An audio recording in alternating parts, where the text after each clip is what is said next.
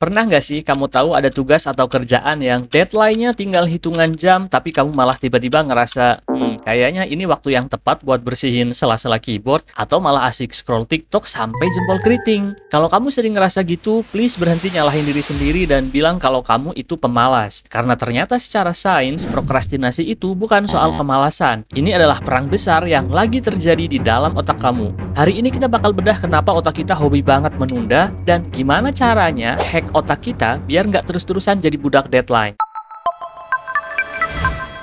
Menunda-nunda atau bahasa kerennya prokrastinasi. Banyak orang mikir kalau orang yang hobi menunda itu nggak punya motivasi atau emang dasarnya mageran. Tapi faktanya, prokrastinasi itu lebih ke masalah regulasi emosi. Kita menunda karena otak kita ngerasa tugas itu ancaman yang bikin stres. Jadi otak kita milih buat kabur ke hal-hal yang bikin seneng instan, kayak nonton YouTube atau check out di marketplace. Bayangin di dalam otak kita ada dua pemain utama yang lagi berantem. Pertama ada sistem limbik. Ini bagian otak yang paling tua dan impulsif. Walaupun paling tua, tapi dia kayak balita yang maunya seneng sekarang juga. Dia pengen instant gratification. Kalau dia lihat tugas susah, dia bakal teriak, "Ih, males, mending nonton rajin aja." Kedua, ada prefrontal cortex. Ini bagian otak yang lebih modern dan bijak. Dia yang mikir jangka panjang, yang tahu kalau nggak ngerjain tugas sekarang, besok kamu bakal makin ribet. Masalahnya, si sistem limbik ini seringkali jauh lebih kuat. Begitu kamu ngerasa cemas atau takut gagal pas mau mulai sesuatu, sistem limbik bakal ambil alih dan bikin kamu kabur ke aktivitas lain yang lebih nyaman. Itulah kenapa kamu malah asik main HP padahal hati lagi was-was sama deadline. Relate nggak? Tapi kenapa sih kita ngerasa tugas itu jadi ancaman? Biasanya ada 3 biang keroknya.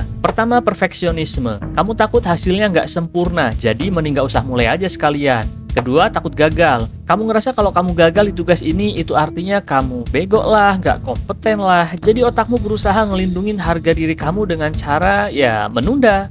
Ketiga, tugasnya terlalu gede. Pas kamu lihat satu proyek besar, otak kamu bingung mau mulai dari mana. Akhirnya sistem crash dan milih buat kabur.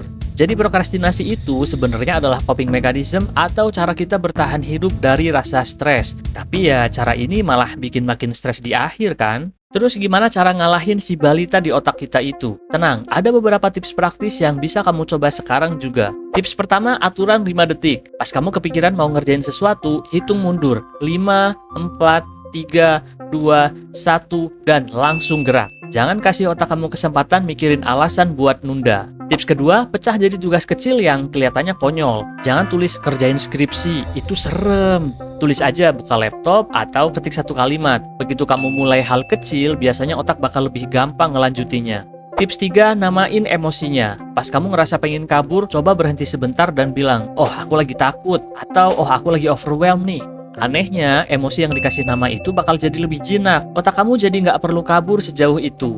Tips keempat, ubah lingkungan, bukan ngandelin niat. Kalau niat doang cukup, kita semua udah jadi versi ideal diri kita. Taruh HP jauh-jauh, kerjain di tempat berbeda. Bikin pilihan buruk jadi susah dan pilihan baik jadi lebih gampang. Tips 5, maafin diri sendiri. Ini penting banget. Penelitian nunjukin kalau orang yang memaafkan dirinya karena menunda di masa lalu, malah bakal lebih jarang menunda di masa depan. Jadi stop ngelabelin diri kamu sebagai pemalas ya. Kamu cuma manusia yang lagi belajar kok. Intinya, prokrastinasi itu manusiawi banget. Tapi kalau dibiarin terus, mimpi-mimpi kamu bakal ketinggalan di belakang. Mulai aja dulu, nggak perlu nunggu sempurna. Karena yang penting itu progres, bukan kesempurnaan. Kalau video ini berasa kamu banget, coba kasih like dan tulis di kolom komentar apa satu hal yang paling sering kamu tunda. Biar kamu tahu kalau kamu nggak sendirian di sini. Terima kasih sudah menonton channel Paham Diri dan semoga bermanfaat.